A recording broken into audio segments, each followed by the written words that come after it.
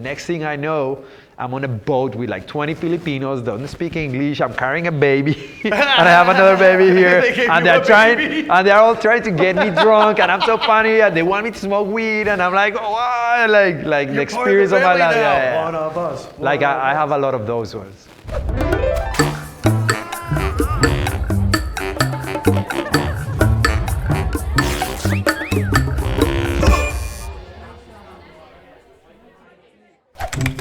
Tattoo travel stories? Just stories that happen while you're traveling because of tattoo. Sure. I mean, I do travel a lot. Travel or tribal stories? Travel. I have some good tattoo tribal stories. One time we were deep in the Congo, Evan and I. I mean, I have so many because I travel, like that's what I did. I backpacked tattooing in my 20s, like Middle East, Asia, Europe. I don't travel for tattooing, so I don't have any stories. If you want to get tattooed by me, you need to travel over here and get tattooed. My first ever tattoo convention in Tampa. It was my first client of the weekend. She was really young. She was like a little nervous, you know. Literally 20 minutes into the tattoo, she projectile vomits all over me.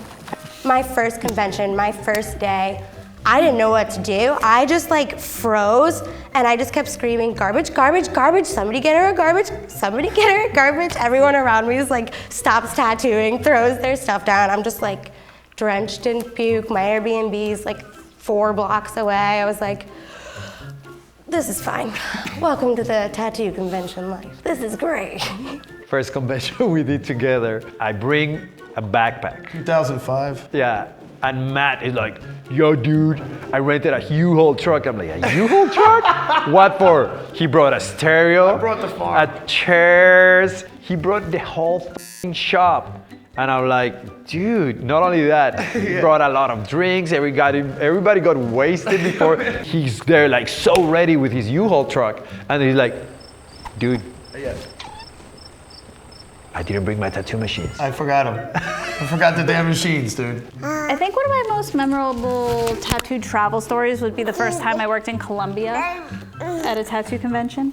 I didn't know this at the time, but when I got there, the entire tattoo convention was outside in a tent. And it was probably like 120 degrees. And there was mosquitoes everywhere, and it was just not something I was prepared for. While I was tattooing, all of a sudden out of nowhere, there was just this torrential downpour storm, right? And I didn't realize it, but there was a hole right above me in the tent. So it just started pouring on me and my client. Obviously, fresh tattoo, we don't like that. Obviously, electronics plugged in. It was a nightmare. So quickly, obviously, we stopped. I tried to wrap him up. I tried to clean everything and like move everything farther into the tent. And literally, where everything was plugged in just caught on fire. And now we are running from a flood and from fire.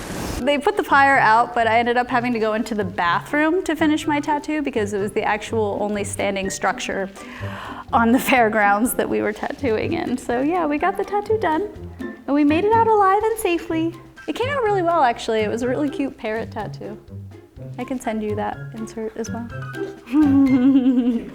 So I wasn't tattooing, I was getting tattooed. It was when I first moved to California and I was there for about 3 months, and my artist and also friend Kyle Hediger had started my shin piece in Chicago in 2016. We never finished it. So he had called me and said, hey, I'm in LA, let's finish your tattoo. Here's the address, don't bring anybody. I'm like, okay, probably thinking it's an Airbnb or something, maybe a hotel, I don't know. I was just like, all right, I'll be there in 20 minutes. And I'm pulling up to this house, and at the time, in like my beat up Nissan, and I see this huge mansion, gated everything, and I'm thinking, is this the right address? Am I at the right place? And I go in, and he has his whole entire tattoo set up. And this living room, there's a grand piano, a floor-to-ceiling fireplace, floor-to-ceiling windows, beautiful pool. And I said, what's going on? What are we doing? And Post Malone just walks right in, hands me a beer, and introduces himself. And I'm like, oh, I guess I'm getting tattooed in Post Malone's living room. And it was a lot of fun. He was super nice, and it was a really good experience. But I said, how did this happen? Why are we here right now? And so Post Malone had seen a tattoo Kyle had done. I was contacting Kyle for a while, and they finally got in touch, and he flew him out. And that was his first week there, and he got some work done on my shin, and it was a really good experience. It's probably one of the best experiences I've had getting tattooed. Pretty cool. There's no good stories there. At least not that I would have to think Well, off the top of my head. in Brussels, when you almost died eating the falafel, Yes. Yeah. he coming back from the convention. He wanted to stop and get a falafel, and They have them on every so he corner. got a falafel. And we got back to the room, and we were both really drunk. This is when we still drank, and he was laying in the bed with the falafel, and he snored every night. It was horrible. And so I just remember laying in the bed, and he was eating the falafel, and I didn't hear any snoring. And I was just like, this is wonderful. And I just went to sleep. And in the middle of the night, or I don't know, it seemed like the middle of the night, I heard him choking and dying on the falafel, caught in his throat.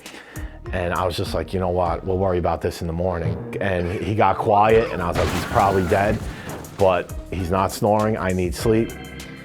Morning, I open my eyes, the sun's out, and I hear a Coke explode on him with soda, and the falafel get coughed out of his passageway, and he was alive.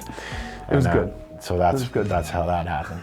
You know, I look up to a lot of people, and this trip has been an awesome tattoo trip, because we came with the shop and everybody's partners, and I've met some people that I've been looking up to since day one. And just the fact that we're in the same, not on the same level as artists, but we're in the same, you know, we look at each other like peers.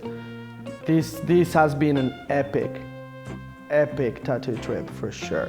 Like, I've met some people that I'm like, whoa, man. You know what? I thought it was gonna be kind of like they were gonna be assholes. They're big names in the industry, so you would think, oh, she's probably an asshole.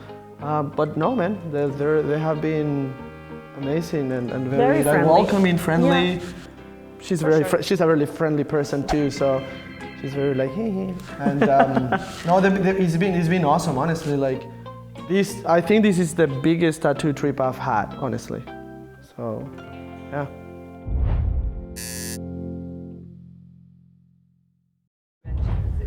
Once we were trapped in a cult that we got into from this guy that Rocky met online. Jared Leto's cult specifically, actually. Yeah. We let Jared Leto tattoo us because he promised us eternal salvation in his home ship. And I would sleep with him. Yeah. Yeah. And he didn't even kiss us. I was pissed. Fucking stupid. He was like, get your mouth away from me. Not even a little cheek or a forehead kiss. I was looking for a forehead kiss. I wanted tongue.